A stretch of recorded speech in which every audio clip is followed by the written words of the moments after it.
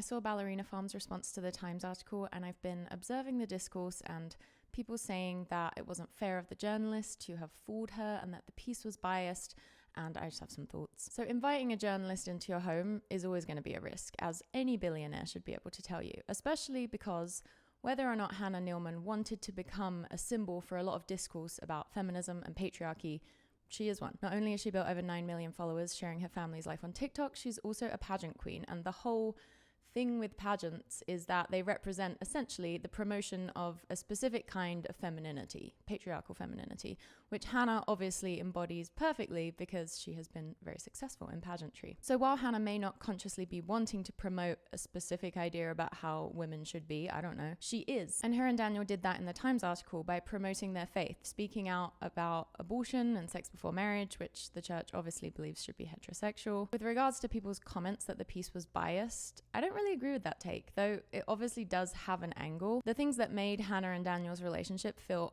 uncomfortably patriarchal aren't up for debate, even by them. It's just that in their minds, there's nothing wrong with those things because patriarchy is simply the water they've always swum in. So to paint it as anything but fine and good, to them feels nefarious in some way. For example, to an outsider, it feels like a huge red flag that Daniel insisted on them getting engaged just a month after they started dating. It feels like a red flag that he literally just saw her and said to himself, okay, let's go, I'm ready to marry her.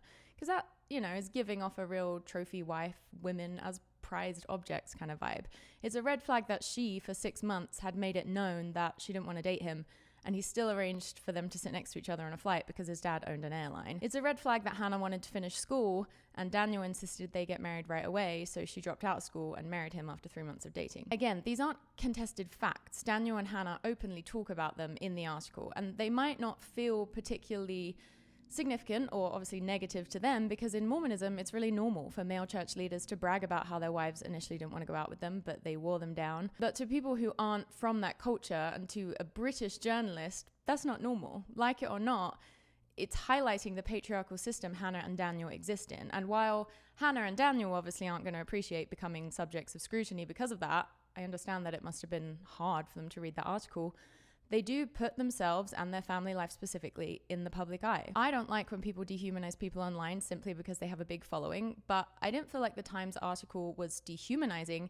It's just that Hannah and Daniel didn't agree with the assessments being made about them because to them, patriarchy is benign, it's God's way. We also learned in the article that they're homeschooling their children using a Christian Mormon syllabus that no doubt emphasizes patriarchy to both their sons and their daughters, which I find concerning. When the journalist asked if they'll have more kids, Daniel answered first with yes, which just on its own is icky. Like, you're not going to be the one growing and birthing more babies. And then Hannah steps in with, we're getting old and worn out, so we'll see. Just the simple fact that Daniel thought it appropriate to answer that question first in front of a journalist shows how normal patriarchy is to him. Like, he's the son of a billionaire, but he's not even media trained enough to know that that's not going to look good. When we read that Hannah sometimes gets so ill from exhaustion she can't get out of bed for a week, that raises a red flag for most feminism-informed women, especially given that we just learned that Daniel doesn't want nannies in the house and expects her to keep pumping out children. The Times article also talked about how the children appear to look after each other as an almost self-sustaining entity,